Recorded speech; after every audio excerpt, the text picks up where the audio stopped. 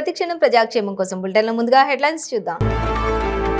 రాష్ట్ర ప్రజలకు శుభాకాంక్షలు చెప్పిన సీఎం కేసీఆర్ దసరా సబ్బండ వర్గాల ఐక్యతకు నిదర్శనంగా నిలుస్తుందని వెల్లడి. రాష్ట్రంలో నిర్మించిన ప్రాజెక్టులకు గ్యారంటీ లేకుండా పోయిందన్న బండి సంజయ్. మేడిగడ్డ ప్రాజెక్టు ఉంటదో ఊడిపోతుందో తెలియని పరిస్థితి ఏర్పడిందని విమర్శ. కాళేశ్వరం నిర్మాణాలపై నిపుణులతో కమిటీ వేయాలని ఈటెల రాజేందర్ డిమాండ్. తప్పు కప్పిపుచ్చుకునేందుకే మేడిగడ్డ బ్యారేజ్ వద్ద 144 సెక్షన్ అని విమర్శ. హైదరాబాద్లోని హైటెక్ సిటీ రైల్వే స్టేషన్లో గంజాయి స్వాధీనం. మహారాష్ట్రకు చెందిన జావేర్ బాబు అనే వ్యక్తి అరెస్ట్. డీటెయిల్స్ చూస్తే దసరా పండుగను పురస్కరించుకుని ముఖ్యమంత్రి కె చంద్రశేఖర్ రావు రాష్ట్ర ప్రజలకు శుభాకాంక్షలు తెలిపారు. తెలంగాణ సాంస్కృతిక జీవన విధానంలోని దసరాకు ఒక ప్రత్యేక స్థానం ఉన్నదని సీఎం అన్నారు. విజయానికి చిహ్నంగా దసరా పండుగను విజయదశమి పేరుతో దేశవ్యాప్తంగా జరుపుకుంటారని సీఎం తెలిపారు. దసరా నాడు కుటుంబంలోని సభ్యులందరూ ఒకే చోట గుమ్మికూడి సామూహికంగా సంబరాలు జరుపుకోవటం తెలంగాణ సబ్బండ వర్గాల ఐక్యతకు నిదర్శనంగా నిలుస్తుందని సీఎం అన్నారు. సెమి పూజ చేసి జమ్మి ఆకును బంగారంగా భావించి అలాయ్ బలాయ్ తీసుకోవడం వల్ల పెద్దల ఆశీర్వాదం తీసుకోవడం, శుభసూచకంగా భావించే పాలపిట్టను దర్శించుకోవడం తెలంగాణ ప్రాంతానికి ఒక ప్రత్యేకమైనదని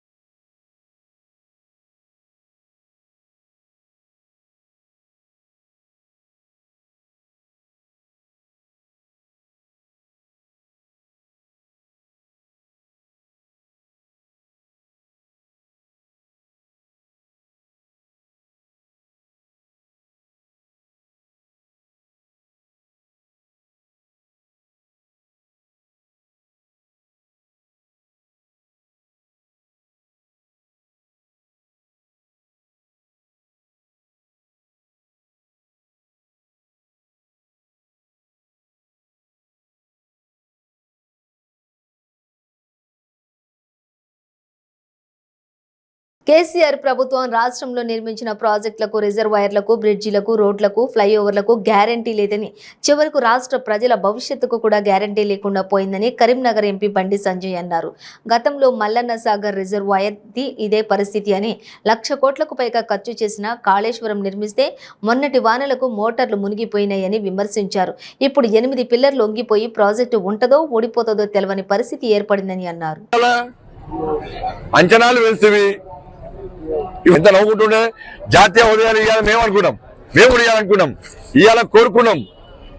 కానీ ఇవాళ ఈ రాష్ట్ర ముఖ్యమంత్రి యొక్క వ్యవహార శైలి వల్ల, చాతకతనం వల్ల, కమిషన్ కోసం అత్యాశతోని ఆయన వివరించిన తీరు వల్ల దేశం మొత్తం తెలంగాణ రాష్ట్ర ప్రజలు నవ్వుల పాలయ్యారు. ఇవాళ కాళేశ్వరం పోర్టు ప్రాజెక్టు, తోపు ప్రాజెక్టు అని దేశం మొత్తం చెప్పేస్తేవి, ఏనా కాళేశ్వరం ప్రాజెక్ట్ అని చెప్తేవి.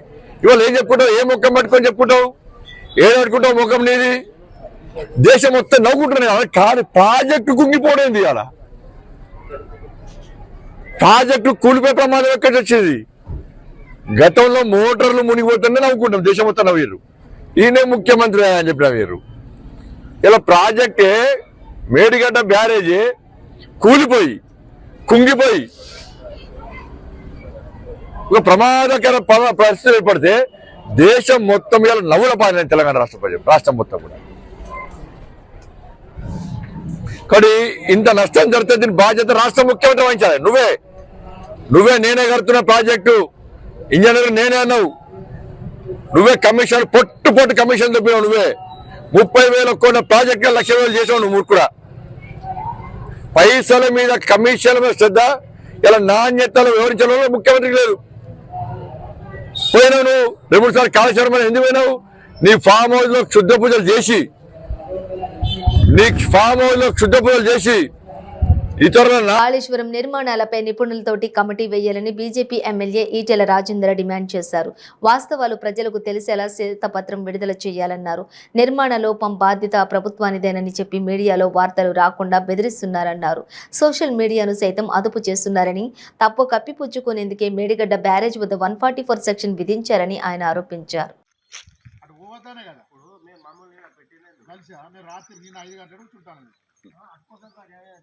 ఎటైతే నిన్ను ఈడికెళ్ళి పోనీయరు.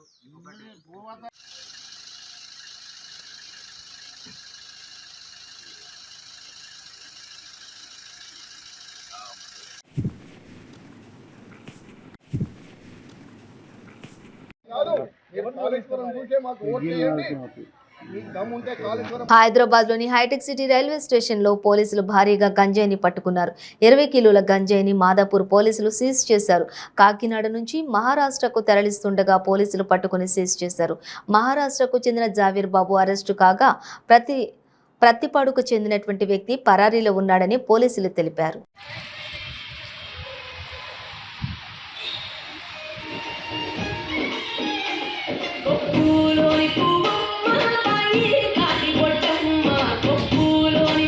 ఎన్నికలు జరుగుతున్న దృష్ట్యా మా సిపి గారి రవీంద్ర గారు, అదేవిధంగా మా డీసీపీ గోనె సందీప్ గారి ఆదేశాల మేరకు మాదాపూర్ పోలీస్ స్టేషన్ సిఐ గారు తిరుపతి, అదేవిధంగా ఎస్ఐ రమణ వారి సిబ్బంది కోడ్ నిబంధనలకు వ్యతిరేకంగా ఏమైనా సంఘటనలు జరుగుతున్నాయనే ఉద్దేశంతో విస్తృతంగా మాదాపూర్ అదేవిధంగా తదితర ప్రాంతాల్లో చెకింగ్ చేస్తున్న సందర్భంలో హైటెక్ సిటీ రైల్వే స్టేషన్ దగ్గర ఒక వ్యక్తి అనుమానాస్పదంగా ఒక గోనె సంచుతోటి కనపడడం జరిగింది. అతన్ని సోదా చేసినప్పుడు అతని పేరు జావేద్ బాబు హవేలి అని, ఇతని బాలఘాట్ డిస్టిక్ మహారాష్ట్ర స్టేట్కి సంబంధించిన వ్యక్తిగా అతను ఐడెంటిఫై కావడం జరిగింది. అతన్ని సోదా చేసినప్పుడు అతని దగ్గర ఈ గంజాయి 20 కేజీల గంజాయి పట్టుబట్టడం జరిగింది. ఇతను ఆంధ్ర ప్రాంతం నుంచి, ఇతను కాకినాడ డిస్టిక్ పత్తిపాడు దగ్గర నుంచి ఇతను తీసుకొని తక్కువ ధరకు అక్కడ కొని వెళ్ళి మళ్ళీ అధిక ధరకు అక్కడ అమ్మడానికి సిద్ధమవుతున్న ట్రాన్సిట్ సమయంలో, అంటే పోతున్న సమయంలో ఇక్కడ మాకు తనిఖీలలో దొరకడం జరిగింది. ఇతన్ని విచారించిన అనంతరం ఇతను అక్కడి నుంచి తీసుకొని వస్తున్నానని చెప్పడం జరిగింది. ఇతను పత్తిపాడు విలేజ్ కాకినాడ డిస్టిక్ నుంచి తేజాస్ అనే వ్యక్తి ఇతనికి ఇది అమ్మినట్లుగా అతను తెలియజేయడం జరిగింది. అతను గురించి కూడా ఒక టీం ఇక్కడికి పంపడం జరుగుతుంది. మన ఎన్నికల కోడ్లో తనిఖీల్లో భాగంగా ఇవి ఇక్కడ పట్టుకోవడం జరిగింది. ఈ సందర్భంగా తిరుపతి సిఐ గారిని, అదేవిధంగా రమణ ఎస్ఐ గారిని మేము అభినందించడం జరుగుతుంది. ఇతను మన కాకినాడ డిస్టిక్ ఆంధ్ర నుంచి పత్తిపాడు విలేజ్ దగ్గర నుంచి సేకరించి వాళ్ళ పాల్ఘాట్ డిస్టిక్ తీసుకుని వెళ్ళడం జరుగుతుంది, మహారాష్ట్ర. ఇతని యొక్క పూర్తి వివరాలు ఇంకా ఇన్వెస్టిగేషన్లో మనం తెలుసుకున్నాం. రైతుల ముసుగులో భద్రాద్రి రామయ్య భూముల కబ్జా హింసకు దారితీసింది. ఆలయ భూముల కబ్జాకు అధికారులు సహకరిస్తున్నట్లుగా ఆరోపణలు వెల్లువెత్తుతున్నాయి. రైతుల పేర్లతోటి 100 ఎకరాలు స్థానిక నేతలు కబ్జాకు ప్రయత్నించారు. కబ్జా చేసిన భూములను స్వాధీనం చేసుకునేందుకు వచ్చిన ఆలయ అధికారులపై కబ్జా రాయుళ్లు తిరగబడ్డారు.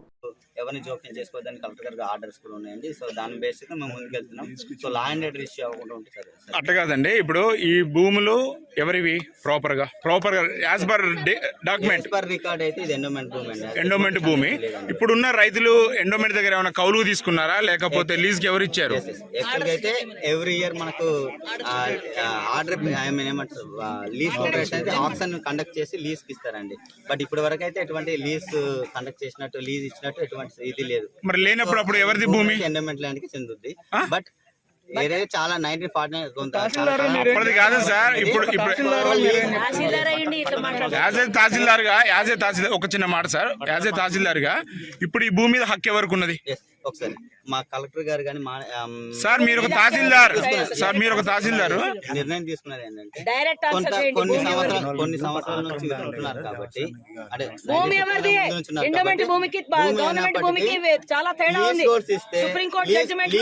కడితే అటు ఎండోమెంట్ డిపార్ట్మెంట్ లబ్ధి పొందుద్ది.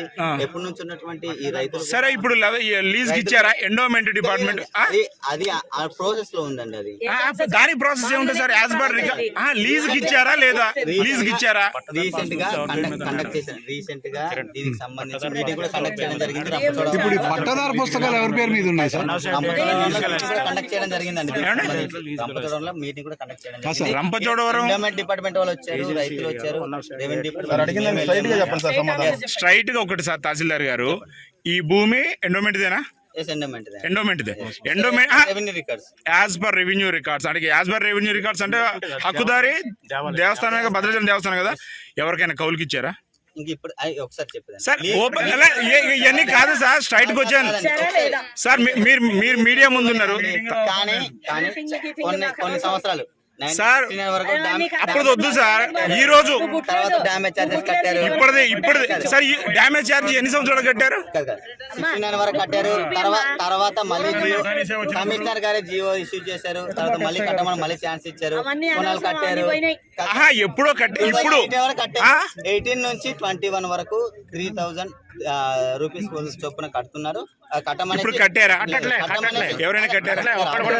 ఏపీలో అధికార వైసీపీపై ఉమ్మడి పోరుకు సిద్ధమయ్యాయి టీడీపీ జనసేన పార్టీలు. ఇందులో భాగంగానే ఏర్పడిన జనసేన టీడీపీ సమన్వయ కమిటీ సమావేశం రాజమండ్రిలో జరిగింది. జనసేన అధినేత పవన్ కళ్యాణ్, టీడీపీ జాతీయ ప్రధాన కార్యదర్శి నారా లోకేష్ అధ్యక్షతన భేటీ జరిగింది. ఇప్పటికే 2 పార్టీల నుంచి 5 చొప్పున 10 మంది సమన్వయ కమిటీ సభ్యులను ఇరు పార్టీలు నియమించాయి. తొలిసారి 2 పార్టీల మధ్య జరిగిన ఈ సమావేశం రాజకీయంగా ప్రాధాన్యత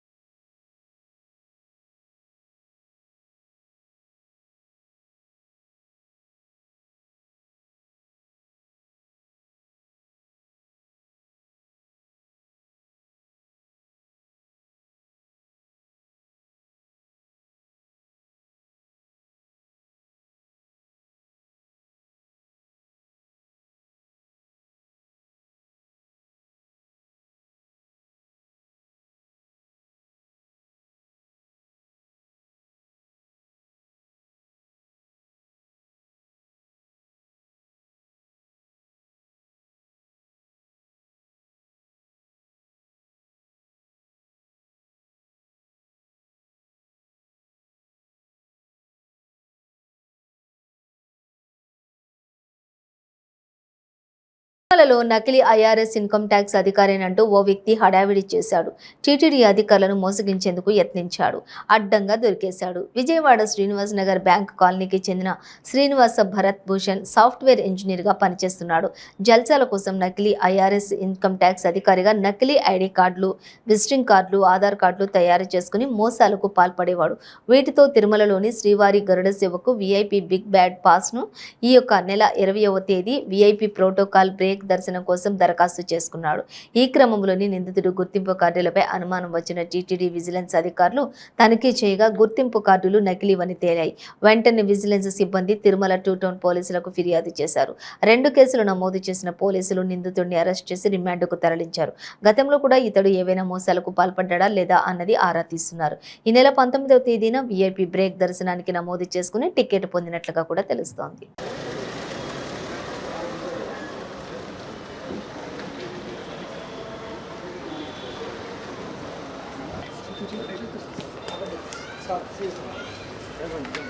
వేదాంతం శ్రీనివాస భరత్ భూషణ్ అనే వ్యక్తి ఐఆర్ఎస్ ఆఫీసర్ అని, అట్లాగే ఇన్కమ్ ట్యాక్స్ ఆఫీసర్ అని చెప్పి టీటీడీలోని బ్రేక్ దర్శన్ అట్లాగే మన గరుడ వాహనం రోజు బిగ్ బ్యాడ్జ్ కోసము అప్లై చేశారు.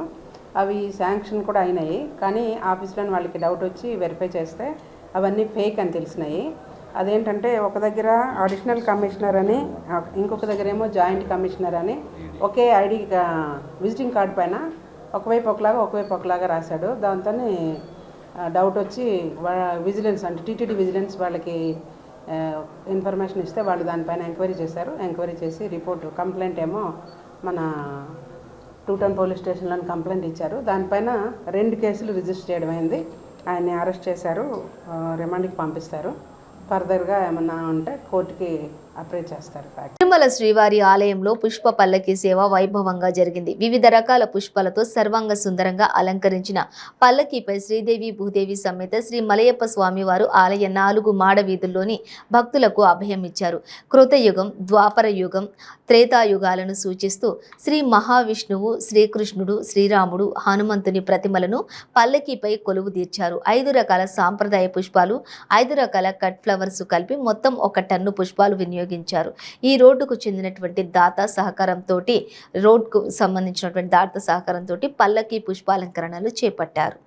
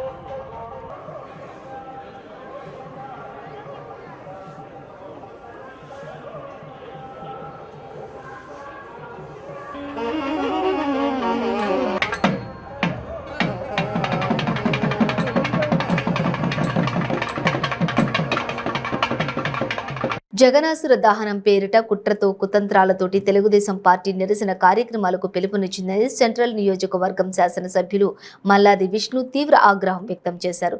విజయవాడ ఆంధ్రప్రభ కాలనీలోని ఆయన కార్యాలయంలో ఆయన మీడియాతో మాట్లాడుతూ అవినీతితోటి అడ్డంగా దొరికే జైల్లో ఉన్న చంద్రబాబు కోసం నిరసన కార్యక్రమాలు చేస్తున్నారని అన్నారు. చంద్రబాబు నాయుడు కోసం ఈ రాష్ట్రంలో ఉన్నటువంటి ప్రశాంతమైనటువంటి ఆధ్యాత్మికమైనటువంటి ఒక మంచి వాతావరణాన్ని చెడగొట్టాలి అని చెప్పినటువంటి కుట్ర ప్రయత్నం తెలుగుదేశం చేసింది. ఈరోజు ఎవరన్నా అన్నం తినేటటువంటి వాళ్ళు, ఎవరైనా ప్రజల బాగోగులు చూడాలి అని అనుకునేటటువంటి వాళ్ళు, ఎవరైనా ఈరోజు సాయంత్రం ఈ కార్యక్రమం పిలిపిస్తారండి? అసలు జగన్మోహన్ రెడ్డి గారి పేరు ఎత్తేటటువంటి అర్హత తెలుగుదేశానికి లేనే లేదు.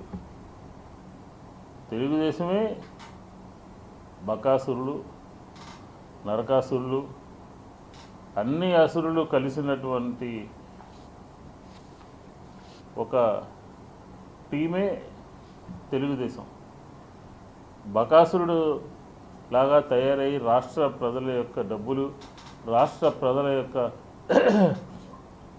రాష్ట్ర ఖజానాన్ని మింగేసి జైల్లో ఉంటే దానికి ఈరోజు మా ముఖ్యమంత్రి మీద, ప్రజానాయకుడి మీద 55% ప్రజల యొక్క మద్దతు ఉన్నటువంటి లీడర్ గురించి ఈ రకమైనటువంటి పిచ్చి మాటలతో మీరు ఈరోజు సాయంత్రం చేసేటటువంటి కార్యక్రమాన్ని తీవ్రంగా ఖండిస్తా ఉన్నాం. ఎందుకు మీరు మీ అకౌంట్లో, తెలుగుదేశంకి సంబంధించినటువంటి అకౌంట్లో నిధులు జమ అయ్యి జైల్లో ఉంటే మీరు ఇప్పటికీ 4-5 కార్యక్రమాలు ఇచ్చారు. ఆ 4-5 కార్యక్రమాలు విశాఖ శ్రీ శారదా పీఠంలో రాజశ్యామల అమ్మవారి శరన్నవరాత్రి మహోత్సవాలు కొనసాగుతున్నాయి. రాజశ్యామల అమ్మవారు మహిషాసుర సమర్థిని అవతారంలోని దర్శనమిచ్చింది. మహిషాసురిని వాదించడం కోసం ఉగ్రరూపం ధరించిన అమ్మవారి అలంకరణ భక్తులను విశేషంగా ఆకట్టుకుంటోంది. పీఠాధిపతులు స్వరూపానందేంద్ర, శ్వేతమానందేంద్ర స్వాములు అమ్మవారి అలంకరణకు హారతులిచ్చి పూజలు చేశారు. శరన్నవరాత్రుల సందర్భంగా లోక కళ్యాణార్థం విశాఖ శ్రీ శారదా పీఠంలో చేపట్టిన రాజశ్యామల యాగం, కుంకుమార్చనలు, దేవి భాగవత పారాయణం కొనసాగుతున్నాయి.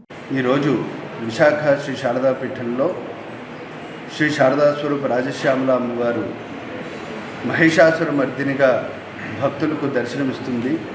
మహిషాసుర రూపం అంటే క్రూరత్వమైనది, రాక్షసత్వంతో కూడింది, అసహనంతో ప్రతి ఒక్కరిని కూడా బాధించే ఒక రూపం మహిష యొక్క రూపము. అటువంటి మహిషిని సంహరించి ప్రతి ఒక్కరిలోని ఆనందాన్ని, అలాగే ఆమె యొక్క అనుగ్రహాన్ని అందించిన రోజు ఈరోజు. ఈ దేవి శరన్నవరాత్రుల్లో ప్రతిరోజు కూడా అమ్మవారు ఒక్కొక్క అలంకారంలో ఒక్కొక్క రాక్షసుల్ని సంహారం చేసుకుంటూ ఈరోజు మహిషుడు అనే రాక్షసుల్ని సంహారం చేసింది. తద్వారా మనకి ఎటువంటి లాభాలు చేకూరుతాయంటే మనలో ఉన్న అహంకారాన్ని, పైశాచికత్వాన్ని ఈరోజు అమ్మవారు రూపుమాపిన రోజు. అందువల్ల ఈరోజు ఎవరైతే భక్తులు అమ్మవారిని మనస్ఫూర్తిగా దర్శిస్తారో వారికి వారిలో ఉన్న కల్మషాలన్నీ కూడా తొలగిపోయి నిత్యము ఆనందము సుఖమైన జీవితాన్ని ప్రసాదిస్తుంది అమ్మవారు. అటువంటి రోజు ప్రతి ఒక్కరూ కూడా అమ్మవారిని దర్శించాలి. అదేవిధంగా రేపు ముఖ్యంగా విజయదశమి. మనందరికీ తెలుసు, స్త్రీశక్తిని ప్రకాశింపజేసే ఒక రోజు విజయదశమి. అటువంటి విజయదశమి నాడు శమీ వృక్షానికి పూజ చేయడము, అపరాజితాదేవి శమీ వృక్షాన్ని ఆశ్రయించుకుని ఉంటారని, ఎవరైతే శమీ వృక్షానికి పూజలు చేస్తారో వారికి తోచినదల్లా కూడా, వారికి ఏదైతే వారు ఏదైతే తలుచుకుంటారో అవన్నీ కూడా విజయాలు లభిస్తాయి. అమ్మవారు అపరాజితాదేవిగా రేపు అందరినీ కూడా అనుగ్రహిస్తుంది. అలాగే విశాఖ శ్రీ శారదా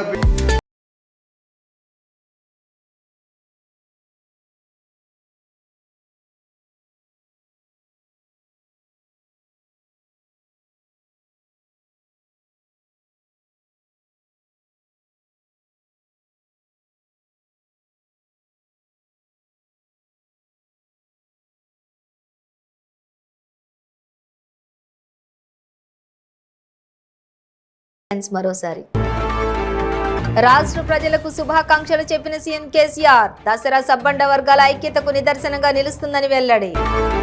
రాష్ట్రంలో నిర్మించిన ప్రాజెక్టులకు గ్యారంటీ లేకుండా పోయిందన్న బండి సంజయ్.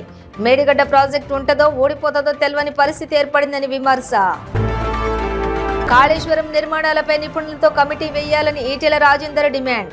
తప్పు కప్పిపుచ్చుకునేందుకే మేడిగడ్డ బ్యారేజ్ వద్ద 144 సెక్షన్ అని విమర్శ. హైదరాబాద్ లోని హైటెక్ సిటీ రైల్వే స్టేషన్ లో గంజాయి స్వాధీనం. మహారాష్ట్రకు చెందిన జావేర్ బాబు అనే వ్యక్తి అరెస్ట్. ఇవి బులెటిన్ డీటెయిల్స్. చూస్తూనే ఉండండి 95 న్యూస్.